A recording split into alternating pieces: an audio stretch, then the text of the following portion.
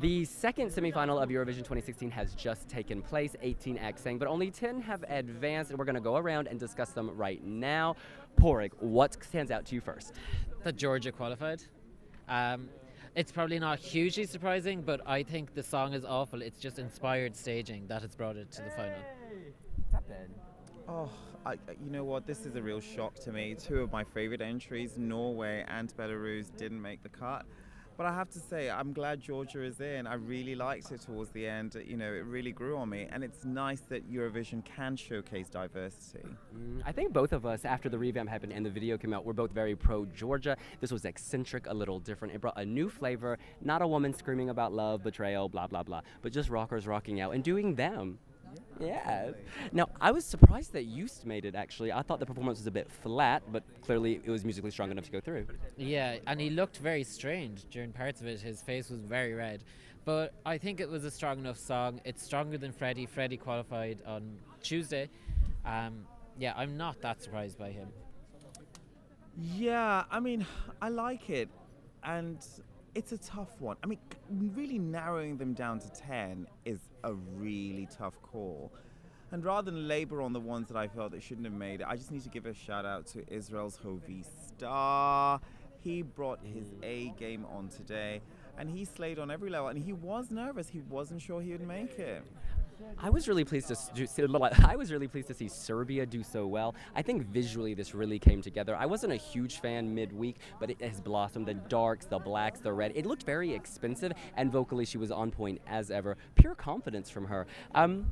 In terms of surprise qualifiers, I think a lot of us didn't think that Lithuania would make it, but he pulled through. And I think that's because the staging actually did look good. Like, we've been saying, oh, there's nothing on there but a trampoline, but the floor was so colorful, and it really gave this dynamism. And then when you compare it to Ireland, like poor Ireland, Nicky Byrne, he's a superstar. Oh, God, I but forgot. He didn't make it. But, like, Donny just blew him away with kind of a similar style song. And the staging, we've been complaining about it, but it really came together with the live audience, and Donny thrived off that. You know, I thought Nicky Byrne's staging actually came together with the live audience. All the flags waving, people like rocking out. But just not as well. Yeah. Former Yugoslav Republic of Macedonia. She was good. This is a tough gig. She was good. She was dressed like a frumpy biddy. Yeah, I think the dress didn't do her any favors. The staging was nice, but the dress, it seemed too simple, too demure for someone kind of rocking an LED floor. If you have an LED floor, you got to have the dress to match. Yeah, she looked much better in her first rehearsal when she had kind of the tribalistic pagan background.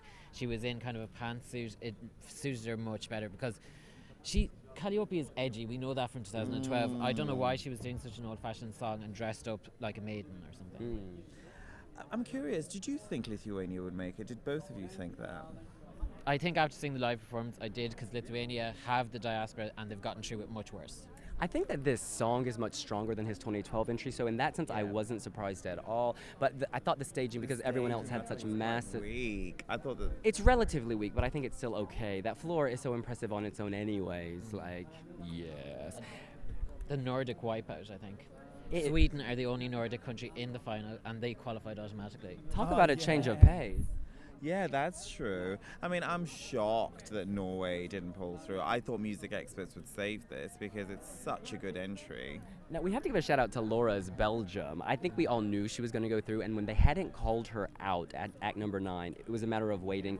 It was so alive. I could see her even coming top 3 in the semifinal. I think so, because it's such a party song and the staging really came together. And it's just crazy now to think back to all the hate back when she was selected. Yeah. It's still not my favourite song, but when I see it on the Eurovision stage, I'm in love with it. I have to say, though, I need to comment on Australia just because actually I was disappointed this time. I liked What? Yeah, I thought she was really strong in the rehearsals. But in tonight's show, there was just, I mean, she missed all her visual cues. Listen, missing a hologram is not the end of the world. She had the voice, she had the look, she had the song. That's what's going to get her to the top of the podium. Is key, William. Yeah, well, she can sort out her hand by Saturday. Something tells me Dami Eam can slay the hologram. Oh, she should have brought her A game on today. I mean, she did visually and vocally, but her cues were really off the mark. Now, I want to ask you a tough question. Of the 10 qualifiers, who would you replace with one of the non-qualifiers? I would replace Georgia and Poland with Belarus and Norway. Oh, definitely. Poland was good. Poland was good. He was feeling it. But I will second you by saying that by saying that Norway and Belarus needed to have been in the top 10. Who I would take out, I would have to toss a coin. I would get rid of Australia and Ukraine and replace them with Albania. And I'm just kidding. No, I don't think that I would actually change any of this. Perhaps I would take Latvia out. You so wanted Ireland in the final. I did. That was more of a personal affinity as opposed to this song. I think I would actually like to have Slovenia or Switzerland in the final. I think there are only two wee bloggers who like these songs, and I am one of them. Slovenia and Switzerland. But it's so crazy that a month ago everyone was saying this is the weaker semi. Semi 1 is the bloodbath. But there were so many. Both semis were so strong this year. Like, they were so hard to predict that there are shocks. Like, Norway is this tonight's Iceland. I'm actually shocked about Belarus. I really thought that visually, musically, vocally, he was there. Like, I hated on this act as a studio version, but it really came together here. And for him not to make the final, I think the juries must have hurt him. I bet in the televote he did quite well.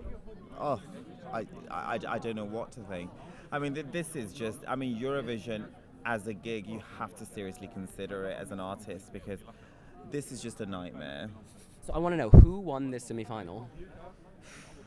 I think Ukraine. I think Ukraine. I don't know. It's so hard to tell. I'm tossing it. Taking the easy option and saying 3 people.